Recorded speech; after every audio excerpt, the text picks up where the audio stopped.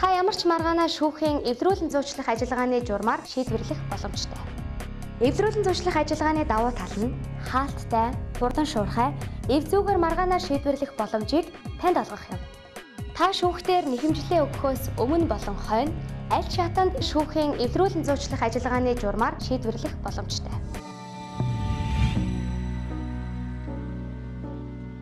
Сүлжээгоор студидтэй хамтаа үзэгч та бүхэндээ баярлалаа. За 4-р сарын 15-ны өдрөөс эхлээд шүүхийн шинэ багц хуулиуд хэрэгжиж эхлэх болсонтой холбоотойгоор үзэгч таны хуулийн мэдлэг зориулсан бид эдгээр хуулийг цувралаар хүргэхээр өнөөдрөөс эхлэн болж байна. Тэгэхээр үзэгч та бүхэндээ бид эхний ээлжинд эвлэрүүлэн зуучлах хуулийн талаарх мэдлэгийг өгөхөөр за дүүргийн шүүхийн шүүгч Бямжавтай ярилцаж байна.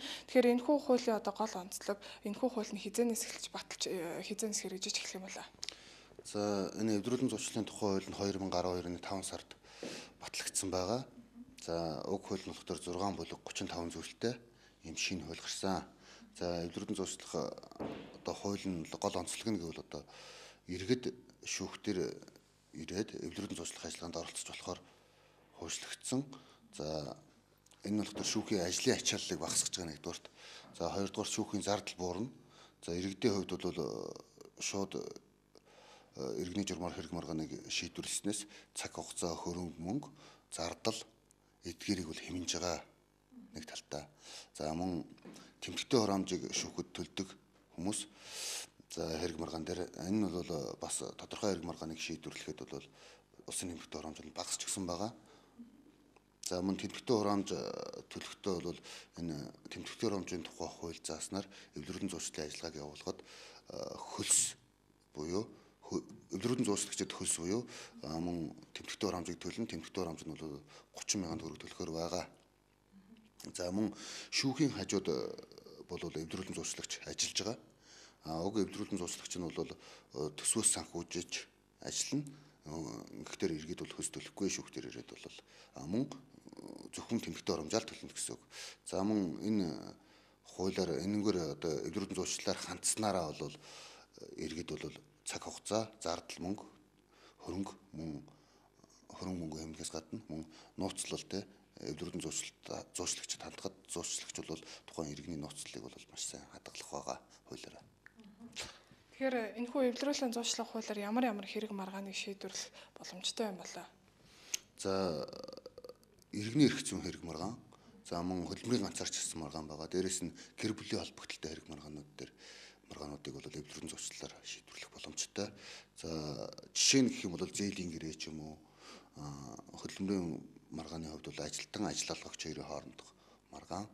За гэр бүлийн тухай хуульд бол одоо гэрэл цуслах хэмжилттэй мөн дээрээс нь хүүхдийн тэтгэлэг тогтоолох дээрээс нь дундын төрөнг хуваах юм уу эдгээр маргаанууд дээр одоо эвдрүүлэн зуучлалыг хэрэгжилж болохоор шүүхийн шатанд буюу иргэний эрг үүсгэснээс өмнө буюу хойно эвдрүүлэн зуучлалыг хэрэгжилж болно.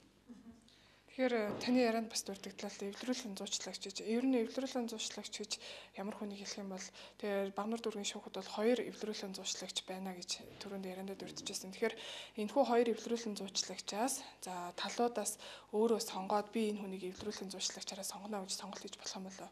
За сонголт хийж болно. За мөн эвдрүүлэн зуучлагч нь бол дээд боловсралтай. За тухайн сургалтанд нь эвдрүүлэн зуучлалын сургалтанд хамрагдаад гэрчлэгээ авсан ийм эрх бүхий байгууллагаас одоо нэрсийн чагсаалтанд орцсон ийм этгээдүүд бол эвдрүүлэн зуучлалчийг хийн.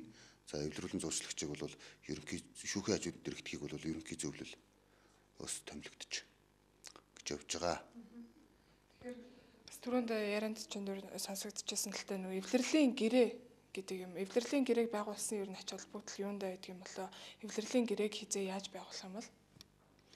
За эвдрүүлэн зуучлалын зорилго бол ерөөсөө талууд өөрсдийн эрх ашиг сонирхлыг нь одоо нийцсэн, талуудын эрх ашигт нийцсэн ийм шийдэл тохиролцоонд хүрэхийг л хэлээд байгаа шүү дээ. Ингээд тохиролцоонд хүрчээд бичгээр ямар тухайн шийдлээ бичгийн дээр буулгаад энэ гэрээгээ байгуулж байгаа хэлбэр энэ процедурыг л эвлэрлийн гэрээ гэдэг байгаа. Энэ эвлэрлийн гэрээг нь бол шүүхээр одоо шүүхтэр ирээд хэлбэршүүлсэн журмаар шийдвэрлүүлээд баталгаажуулаад шүүгч баталгаажуулаад ингээд гаргачихна. За тэгэхээр үзэгч та бүхэндээ бид эвдрүүлэн зуучлах хуулийн талаарх мэдлэгийг товчхон мэдээллийг тус шүүхийн шүүгч бямжавтай ярилцаж хүргэлээ. Тэгэхээр үзэгч та бүхэн эвдрүүлэн зуучлах тухай хуулийн талаарх дэлгэрэнгүй мэдээлэл болон мөн өөр бусад хуулиудын талаарх дэлгэрэнгүй мэдээллийг авахыг хүсвэл дүүргийн шүүхийн мэдээлэл авалгааны албанд хандах боломжтой юм а. Ингээ үзэгч та бүхэндээ бид 4-р сарын 15-нд хэрэгжиж эхлэх шинэ багц хуулиудын талаарх мэдээллийг цувралаар хүргэх болно. Та ямар ч маргаанаар шүүхийн эвдрүүлэн зуучлах ажиллагааны журмаар шийдвэрлэх боломжтой. Эвдрүүлэн зуучлах ажиллагааны давуу тал нь хаалттай, хурдан шуурхай, эв зүйгээр маргаанаар шийдвэрлэх боломжийг танд олгох юм. Та шүүхтээр нэхэмжлээ өгөхөөс өмнө болон хойно аль шатанд шүүхийн эвдрүүлэн зуучлах ажиллагааны журмаар шийдвэрлэх боломжтой.